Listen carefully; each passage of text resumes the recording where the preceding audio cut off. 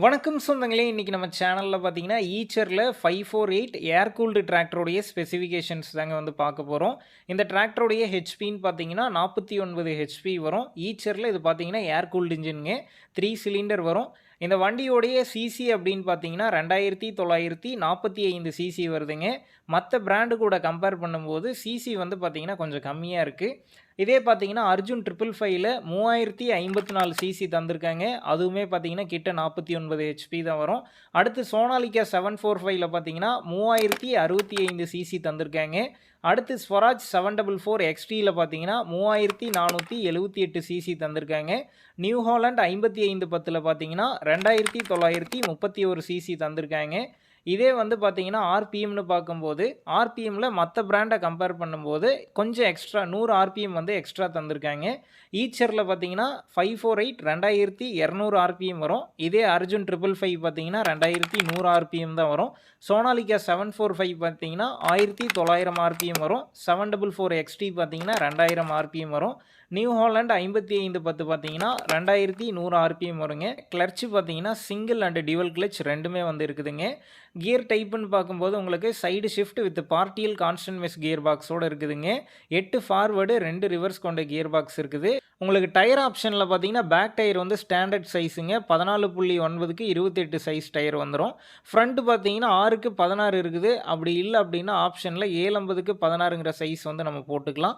வண்டியோட forward speed அப்படின்னு பார்த்தீங்கன்னா, 32.35 கிலோமீட்டராக இருக்குது. உங்களுக்கு பிடிஓ ஆப்ஷன்னு பார்க்கும்போது 540 ஆர்பிஎம்ல இயங்கக்கூடிய பிடிஓ தந்திருக்காங்க. அது மட்டும் இல்லாமல் பார்த்தீங்கன்னா, multi speed and reverse BDO வந்து தந்திருக்காங்க. உங்களுக்கு ஹைட்ராலிக்கில் பார்த்தீங்கன்னா, 1650 கேஜி வந்து தந்திருக்காங்க. ஸ்டேரிங் பார்க்கும்போது நார்மல் ஸ்டேரிங், பவர் ஸ்டேரிங் 2மே இருக்குங்க. அது மட்டும் இல்லாமல் oil immersed multi disk breaks தான் வரும் ஸ்டாண்டர்டாக. எலக்ட்ரிக்கல்னு பார்க்கும்போது 12 வாட்ஸ் 75 ஆம்பியர் கொண்ட பேட்டரி வந்து தந்திருக்காங்க.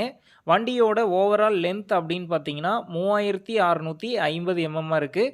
ஓவரால் வித் அப்படின்னு பார்க்கும்போது 1780 எம்எம்மாக இருக்குங்க.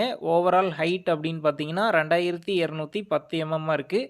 வீல் பேஸ் பார்த்தீங்கன்னா, 2010 எம்எம் வரும். டோட்டல் வெயிட் அப்படின்னு பார்க்கும்போது 2100 கேஜி இருக்குங்க. ஃபியூல் டேங்க் பார்த்தீங்கன்னா, 45 லிட்டர் கொண்ட ஃபியூல் டேங்க் தந்திருக்காங்க. எக்ஸ்ட்ரா ஆப்ஷன்ஸில் பார்த்தீங்கன்னா, உங்களுக்கு ஆக்சிலரி வால்வு வந்துருங்க. அதாவது டிசிவி வால்வுன்னு சொல்லுவோம், அது வந்துடும்.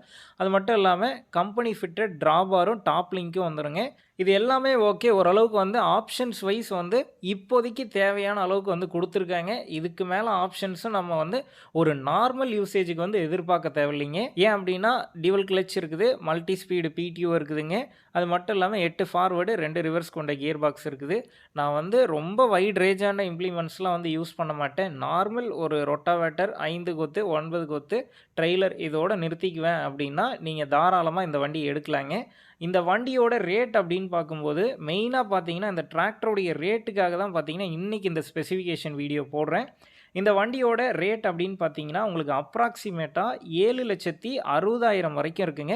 இந்த ரேட்டு பார்த்தீங்கன்னா, முன்ன பின்ன ஏரியாவை பொறுத்து கூட குறைய இருக்குங்க. மற்றபடி பார்த்தீங்கன்னா, உங்களுக்கு ப்ரைஸ் வந்து எனக்கு தெரிஞ்சு ஓகே. ஓரளவுக்கு வந்து பார்த்தீங்கன்னா, ஒரு நல்ல ப்ரைஸ் தான் வந்து கோட் பண்ணியிருக்காங்கன்னு சொல்லணும். உங்கள் நண்பர்கள் யாராவது ஈச்சர் 548 டிராக்டரை பற்றி தெரிஞ்சுக்கணும் அப்படின்னு நினச்சாங்கன்னா, அவங்களுக்கு இந்த வீடியோவை ஷேர் பண்ணுங்கள். யூஸ்ஃபுல்லாக இருக்கும்.